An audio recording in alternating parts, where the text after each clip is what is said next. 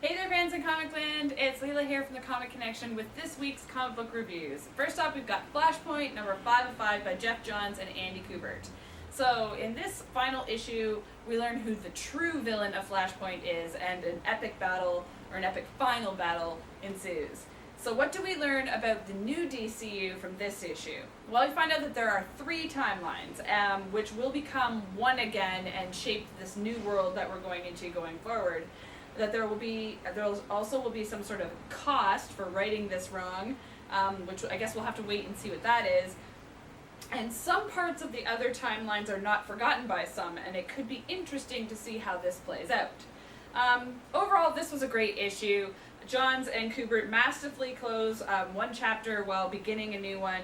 This is full of action, thrills, and gripping emotional scenes. Flashpoint number 5 is awesome. What can you say? I mean, they did a really good job wrapping up a whole universe through one series and a bunch of tie-ins. So, on to the new state of things in the new DCU, which leads us to Justice League number 1 by Jeff Johns and Jim Lee. So in this one, the curtain opens up on a new DCU, and first up, Batman and Green Lantern track an alien bent on destruction. But what's its higher purpose, and what does it have to do with Darkseid? And Batman and Green Lantern decide to investigate, beginning with the only alien that they know of, Superman. This book flashes back to events 5 years ago, so giving you a little timeline of when everything is happening, where the emergence of superhumans is still sort of in its infancy. How many of them there are, will they be on the side of good or bad, how will they all interact, is something that we don't know yet. When they meet each other, what will they think of each other? The Justice League book starts to, explore and introduce all these characters and their relationships from the ground up. Many characters seem unchanged. Batman. Some are kind of different. Superman. But Johns and Lee do a good job introducing the new state of affairs, and I can't wait to see what happens next week, honestly, when all the other new DCU books drop. I can't say I was blown away by this book, but I mean, there's so much huge expectation on it. But I am left with a feeling of excitement about all the possibilities, and look forward to the 13 new offerings next week. I think it's 13, if you go by the checklist, which Jim and I are going to read all of them. So for those of you out there who've been waiting for Jim to have to read a bunch of superhero books, this is the month. I'm doomed! So hopefully for all of you out there who want to know about what the new universe is all about, please check us out every week. We're going to be bringing all the new number 1s to you. And last but not least for this week is Epoch, number 1 of 5 by Kevin McCarthy and Paolo Pantalena. So in this one, when police detective Jonah Bishop's partner dies while investigating a string of murders, Jonah resolves to find out who killed him and why. And the answer will pull him into the middle of a supernatural battle that rages on unnoticed by the supernatural populace. But the most surprising part that he might find out is something about himself. So surprisingly, I really liked this. And I'm pretty much prepared to hate everything that is Image Top Cow related. But I found this surprisingly good. If you like sort of angels and demons, war kind of fare, then you're really going to like this. I mean, it has great art, pretty good story, and I was pleasantly surprised. This is probably one of the better offerings from Image out there right now, other than Severed, which I also really enjoyed. So make sure to check this one out if you want to look for something not superhero, but kind of cool. See you next week.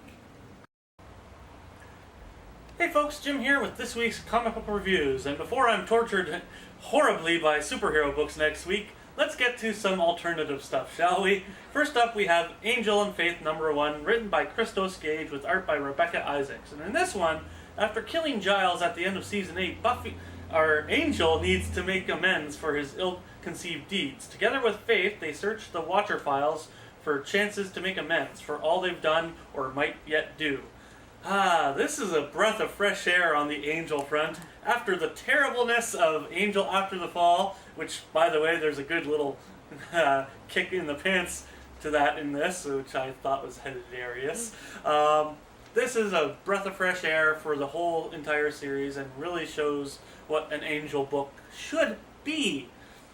You get that? Should be. This actually has really good character development, really great art. by Rebecca Isaacs. I actually really like this. This takes place after the events of Season 8, so if you're a Buffy fan or an Angel fan, you're really going to like this. I certainly did, because it's better than anything Brian Lynch could ever friggin' do. Next up, we have Vescell, #1, written by Enrique Carrion with art by John Upchurch. And in this one, the company known as Vescell specializes in V-Trans, the transferring of a person's mind and spirit from one body to another. Mariko Barino is Vessel's best agent and fights against the demons of fate to rescue his lover from the Bane realm. Interesting concept, bad execution. I like the art, the story's okay, but it just doesn't seem to go anywhere. Every other page is like, oh, we're going to change this person into this person, or compliment God on this page, and it's all over the place. Let's just say that. It's an interesting attempt at something different, but I really can't get into it because it's so muddled. And that's the best I can really say about it. It's a very muddled story, very muddled look. But try something different. You might want to try it. I can't really highly recommend it, though. And last and certainly not least is Namesake #1, written by Megan LeVay Heaton with art by Isabel Melancon. And in this one, meet Emma Crew, a woman who discovers she can visit other worlds, such as ones made famous in fairy tales. Her powers as a namesake force her to partake in these familiar stories as she tries to find a way home. But it seems those controlling the stories have their own goals in mind for Emma, and her fate is the key to everyone's happy ending.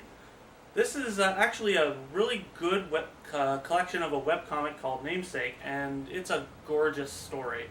Gorgeous story, gorgeous art. If you love Oz, Alice in Wonderland, you're going to love this. This is a really dark adaptation and continuation of those stories, so in a contemporary setting. So it really works well. It's a beautiful story. I can't recommend this highly enough. Great job, guys. I can't wait to read more. We'll see you next week when I'm tortured by superheroes.